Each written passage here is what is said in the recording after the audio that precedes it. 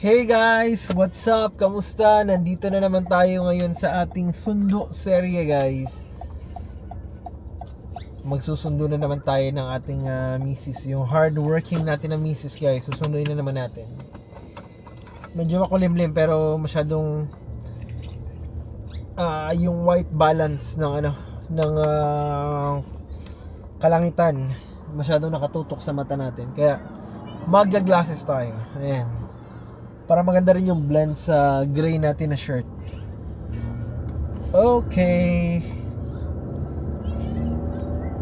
Kamusta ang araw nyo guys? I-connect ko lang saglit tong internet ng aking anak para dire-diretso yung biyahe natin. Kasi after natin na sundo, diretso kami sa tawag nito Asian store. Pero nasa mga 40 to 45 minutes pa yung babiyahin namin mula rito.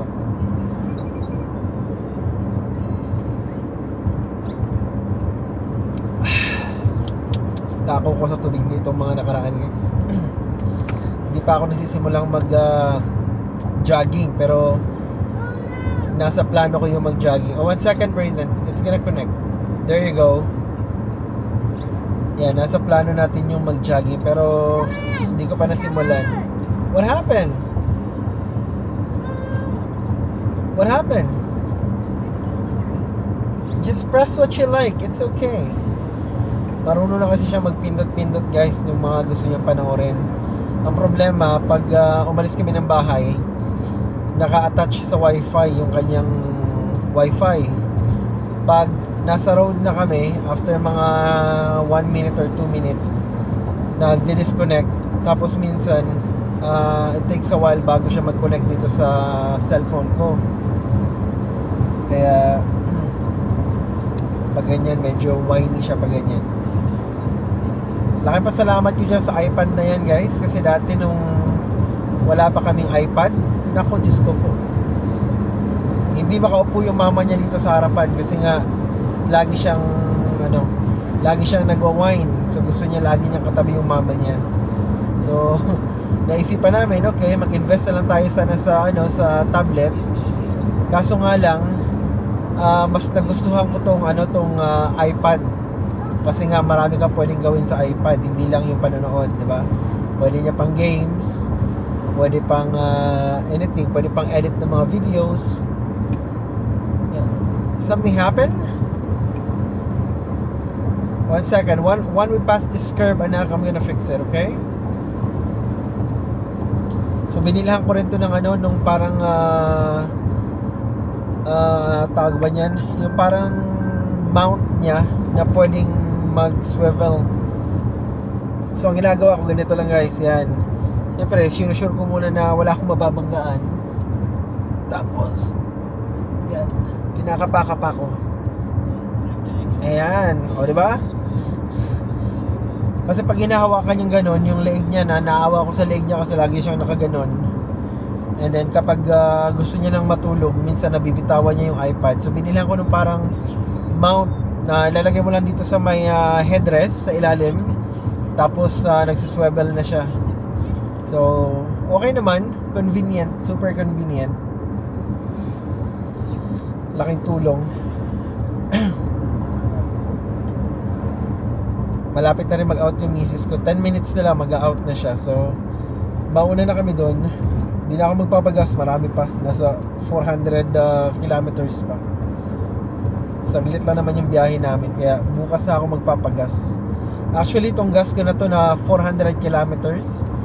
Pag dito lang yung biyahe ko, aabutin pa siguro to ng mga 2 weeks.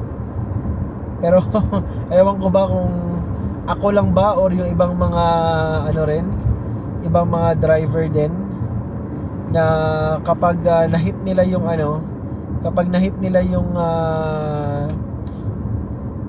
pretty close sa half a tank, nagpapagas na kaagad. Ganun ako guys pag nakikita ko na malapit na lang mag half a tank or kaya kalahati na ng tangke, pinapagas ko na kaagad. Ewan ko ba, siguro para hindi malaki yung babayaran ko, baka ganun yung ano, pero mas ano ako, mas confident, yeah. Mas confident ako na marami yung gas ko compared sa nangangalahati na. Okay, Brayson, what did you do? What happened? Oh, okay. Okay, good. So yun lang. Yeah, tsaka medyo memorize ko na rin kasi yung ano, yung pag-operate niyan kapag nagda-drive ako. Importante lang na straight line, yan. Tapos every 2 seconds tumitingin ako sa daan na gano'n, yan. Hindi ko hinahayaan na yung mata ko nawawala sa daan for more than 2 seconds. So pinaka top ko lang talaga is 2 seconds. Para sigurado ako na walang aberyang mangyayari, knock on the wood. Pero yun yung ayaw natin mangyari kasi sakit sa ulo yan, guys. Oh, sabi ko na nga ba meron ako nakikita nung winter time, meron siyang parang laging karga sa kanyang truck. Kasi di ko makita yung karga niya na yun, as in nasa box ng kanyang truck. Yun pala, kinabit niya yung parang nagba-van life siya, truck life, ganon. So ngayon na wala nang tarp yung kanyang truck, yung kargang-karga niya na yun, kita ko na maganda yung yung ginawa niyang parang bahay niya sa likod ng kanyang truck. Laking tipid niyan, guys, kapag ganyan yung lifestyle mo kasi hindi ka nagbabayad ng renta. Yung downside naman yan, let's say walang banyo, walang paliguan, or walang kubeta yung pagbaban life mo, medyo inconvenient din kasi syempre maghahagilap ka pa ng mapagbabanyuhan. Pero sumagi din niya sa isipan ko. Hindi nakakarerin ko yung gagawin ko talaga siyang parang na parang wala yung microphone ko. Saglit, guys, pupulutin ko muna yung microphone ko, nahulog, kinabit ko diyan kanina sa taas sa clip ng ko ng mirror. So ayun na, hopefully na secured na yan. Nahit ko kasi yung bump kanina dun sa may sa may rail track, kaya nahulog siya. Hopefully na safe na yan. Okay, tuloy tayo sa ating usapan, sa ating kung tawagin ko to is sundo serye. Kasi normally makikita niyo ako sa pagba-vlog ko na ganitong style. Karamihan ng mga videos ko ganito siguro. Kasi nga, syempre may full time tayong trabaho, meron tayong work from, depende minsan minsan may work tayo from 6 to 2:30, meron minsan 7 to 3:30, depende kung ano yung klase ng trabaho meron kami for that day. Ayan, so meron lang akong freedom talaga na mag-vlog is kapag nagsusundo ako, kasi hindi ko hawak yung anak ko, or I think mas marami akong pwedeng ikwento sa inyo. Ayan, less lang yung mapapakita ko kasi syempre nagdadrive tayo, di ba? Medyo less yung napapakita ko sa inyo. Pero when it comes naman sa talking headshot, ayan, headshot ang tawag dito, I think mas may naikukwento ako compared sa yung nasa bahay ako na gagawa talaga ako ng content, ganyan. Mahirap, guys, kasi nga may batang maliit, sobrang kulit niyan, sobra. Parang pakiramdam ko meron akong 2 anak. Pati nga lola niya ayaw niyang makausap ko yung lola niya. Kapag nakita niyang kinakausap ko yung lola niya, tapos siya parang nalileft behind, wala na. Ano na yan, iiyak na kaagad yan. So gusto niya yung attention ko nasa kanya na. Makapapa kasi yan, guys. Okay, 4 minutes bago mag-out yung misis ko. Andito na tayo sa kanyang trabaho. Actually, dito muna tayo. May mga naghahatid pa ng mga misis nila, ng mga anak nila sa work, kaya ayaw ko munang pumasok dun sa kanilang laneway. Dito lang muna tayo, dito sa side. Itong trabaho pala ni Mrs. na PSW, Gumraduate na rin ako. Mayroon na rin akong certificate na lang yung hinihintay ko rito from school. Meron na lang akong timesheet na kailangan i-submit sa kanila. At hindi ko muna pinursue kasi nga medyo conflict sa full-time job ko. Plus yung anak ko kasi mag-aaral na next year. So dapat medyo i-balance na namin yung aming work at saka life. Hindi puro pwedeng work lang. So dapat ma-figure out namin ng misis ko kung paano namin i-balance, which is sinisimulan na namin ngayon. At least yung adjustment hindi na ganoon kahirap when it comes to that point of time.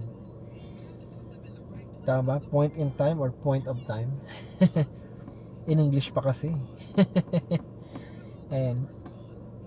So yeah, gumraduate na ako ng PSW, which is magagamit naman natin in the future. Kapag nag-shift tayo ng career, at least meron tayong backup. Nagbabalak pa nga akong kumuha pa ng isang course. Pinag-iisipan ko pa kung gusto ko ba ng trades or something na online lang. So may mga choices na akong options na pinagpipilian. So ang pinaka na lang diyan is yung convenience sa time, kasi ayoko naman na puro school lang, puro babad na ako sa trabaho and then magsuschool pa and then mawawala na ng time sa anak. So gusto ko kung magsuschool ako yung weekend, kasi hindi naman ako nagmamadali na makagraduate kasi may full-time job naman ako sa ngayon. So ang gusto kong mangyari lang is meron akong mga options when it comes sa paghanap ng trabaho in the future. Oh, I see. Yun pala. Ganda ng sasakyan nung Indiano. Naka Ford F-150, ganda. Tapos parang in-elevate niya pa. Ganda. Okay, 1 minute na lang bago lumabas yung misis ko. Meron akong listahan dito ng mga bibilhin namin. Pakita ko sa inyo, guys.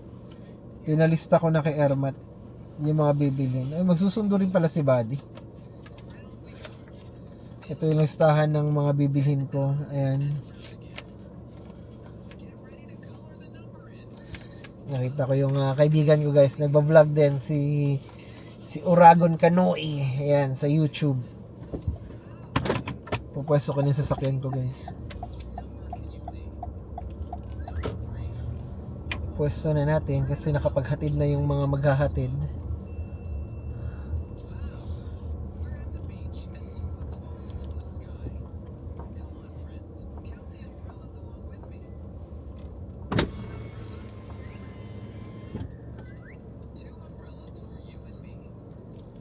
Baka nag-upload ng video.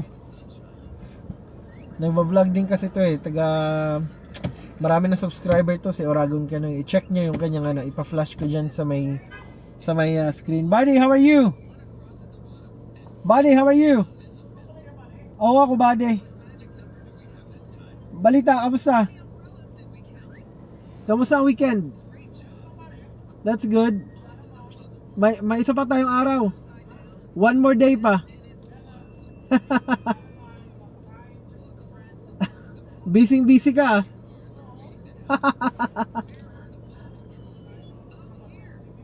Oh wow. Ready na ba? Oh, that's good, buddy. Loaded yung weekend mo, buddy.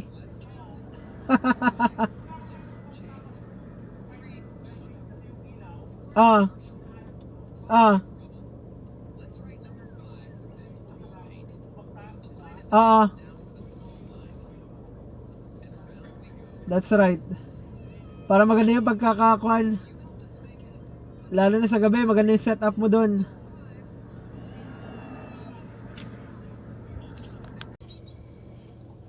So nandito ngayon kami sa Walmart.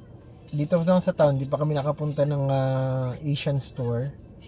May binili lang si Mrs. saglit kasi hindi naman lahat mabibili mo sa Asian store na pangangailangan sa bahay. So kailangan pa rin mamalengke sa mga department store dito or grocery store. Daming tao, pakita ko sa inyo guys. Yan, tingnan yan. Kung pwede ko lang ayun pala, pwede pala yan. Yan, daming tao guys. So tingnan nyo. Yan. Daming tao. Palibasa bukas, holiday bukas, Victoria Day dito sa Canada. Sarap. Nakapag ika 3 days off ko bukas, tapos bakbakan na naman sa next week, pero 4 days lang, Tuesday to Friday, and then another Saturday, Sunday off na naman tayo. Woo, amazing. Minsan lang tawag nito. Itong time na to, medyo swerte ako kasi nga wala kaming pasok ng Sabado-Linggo. Normally yung trabaho ko, may pasok talaga kami ng Sabado-Linggo pag ganyan. Pero ngayon, gawa nung wala pa akong mga ibon, wala kaming pasok ng Sabado-Linggo. Bago nilagay ko nilang mga linya? Yeah. Inaspalto nila and then pinaganda, diba? Pinaganda yung Walmart dito sa amin ngayon guys. Balita ko magpapatario doon sila ng beer house dito sa loob ng parking lot. Ang suki nila mga Pilipino. Yung mga walang wala mga asawa na sa Pilipinas ang mga asawa. Tsaka mga Meksikano. Tsaka number 1 suki maliban sa Pilipino. Mga Jamaican, ayan, kahit na may asawa dito, no problem yung mga Jamaican. Yan yung hilig ng mga Jamaican guys.